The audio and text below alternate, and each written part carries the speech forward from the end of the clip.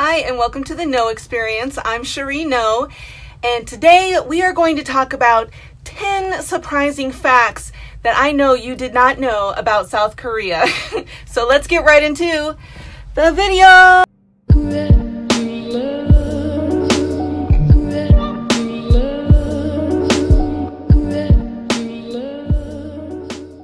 Okay, number one. This one makes me laugh all the time. Koreans use toilet paper for everything.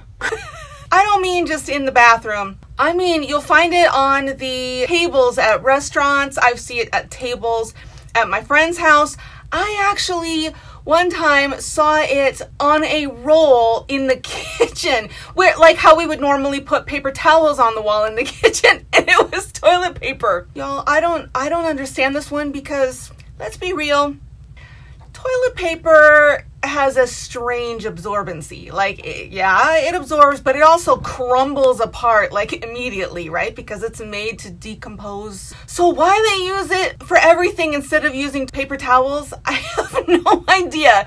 So when you come to South Korea, whether you're moving here or vacationing here, don't be surprised when you see this on the tables. Okay, number two. Some of y'all, if you've watched my videos for a while, you know that I married a South Korean national and I moved to South Korea. So my number two is when Korean women get married, they don't change their last names. It's just something they don't do. I actually got married in America, in California, and I actually changed my last name. But in South Korea, it's not a thing. They don't do it. And yeah, it's just one of those fun things I bet you didn't know. Okay, number three is one I still forget. Number three is the gift-giving culture in South Korea. So when you visit someone's home, you're supposed to bring a gift. It's not like an expensive gift. It's usually like toilet paper, or I mean, there's like a paper towel thing that you can buy that we actually have some in our kitchen. You know, these types of things, or drinks, stuff like that. They're home goods. They're not usually too expensive and practical. Sometimes I'll even bring strawberries because they're fun and different. But yeah, because it's not my culture, I often forget. Thank goodness my husband remembers all the time. He just actually keeps some in our trunk in our car so it doesn't become an awkward situation. He's a smart man because I am not a smart woman. Okay, number four. This one is super cool, I think. When you move to South Korea and you get a car, you'll notice in people's cars, they put their phone numbers in the dash. And that's because parking is really tight in South Korea. So if you are like parked in front of someone and they need to get out, they can call you and you can move your car. But if you are parked in a place where you shouldn't be parked, have no fear, because you will not immediately get a parking ticket. What will happen, or your car towed, which is worst case scenario, you'll get a phone call because there's CCTV cameras everywhere, and they'll just zoom in on your phone number and your dash, and they'll call you and say, this is your warning, please move your car, you have 10 minutes, or it'll be towed, or you'll get a ticket, or whatever. Like in America, we would never get a warning. I mean, you know.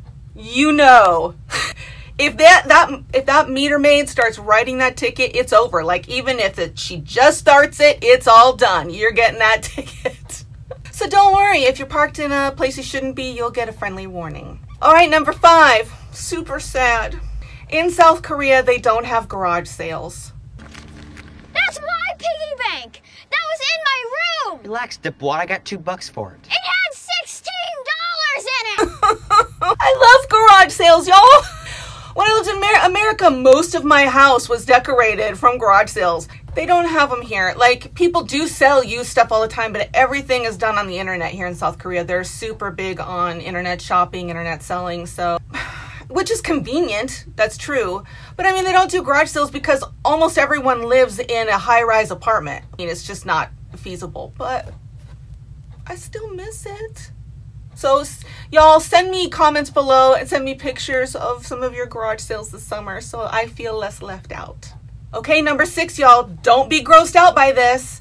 It's okay, trust me. Number six is there are no toilet seat covers in South Korea. You will never find one, never, ever, anywhere, not in the airports, definitely not in public restrooms, but you'll just never see them. And I mean, you guys, it has been well proven. Watch the Mythbusters episode on this. Your bathroom especially the toilet seat, is one of the cleanest places in your house. So don't worry about it. I know it was, let me tell you, I won't lie, it took me probably the first year living here to not put the toilet paper on the seat anyway, because you know, that's been my culture for 43 years. My mama always told me to put that toilet paper down. So it was a hard habit to break, but you know what?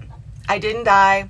I didn't get the Rona. I didn't get any weird diseases. It's cool. Just relax and don't be stressed when you don't see any anywhere. Number 7. People don't say excuse me or I'm sorry if they push you or shove you in a public space. I know. As Americans, you know, some of the stereotypes about Americans are true. We are, for the most part, really polite. If we bump into someone, we say, oh, I'm sorry, or oh, excuse me. Or if we want to get around someone, you know, we say, oh, excuse me. I mean, I'm not going to say it never happens, but don't be insulted if you are on the subway or you're walking on the street, especially someplace busy like Seoul, and you get bumped all the time or your foot gets stepped on and nobody says excuse me. They're not being rude. Y'all, it's just that it's a very crowded country, especially the urban cities. You're going to get bumped all the time, and you are going to bump people all the time. If you said, I'm sorry, every time you did it, you would be blue in the face. It'll be weird at first, but they're not being rude. It's just not practical to say it every single time. Okay, number 8, and I don't get this one at all. Koreans don't drink tap water. Like, ever. And there is nothing wrong with the tap water, but they don't drink it. Even in my house, we have a water purifier machine that we rent. I didn't even know we rent it. But my husband told me the other day that's why someone comes every like 3 months to change our filter. Everyone in Korea drinks bottled water or tapped water, and they have water purifiers in every restaurant and things like that. And so you're always drinking water out of one of these machines. I don't get it. There's never been any warnings or problems with the tap water. So number 9. Toothpaste in South Korea isn't minty. It might be a little minty, but not like we're used to in America, and I don't like it. So if any of you come into South Korea and want to bring me some Colgate or any American toothpaste, I would be so happy. It would be the best gift I ever received. But yeah, it's just, you know, it's not their flavor. You know, they have different flavor palettes, and minty toothpaste really isn't one of them, but I like that fresh minty flavor in my mouth. So, you know, BYOT. Bring your own toothpaste. All right, I saved the best for last. Number 10. No daylight savings time. No daylight savings time. No daylight savings time. You don't have to worry about setting your clocks forward in the spring and falling back in the fall. There's no daylight savings time here. Just get with the Korean program, America. Anyway, I really hope that you like this video. I try to cover things that other people are not talking about when it comes to South Korea. If you like this video, please do hit the subscribe button. I'm trying to get the channel monetized. And also, if you'd like to support the channel so I can get out and about and show you more of South Korea, you can do so at patreon.com/theknowexperience. So y'all, until next time, stay classy, YouTube. Bye.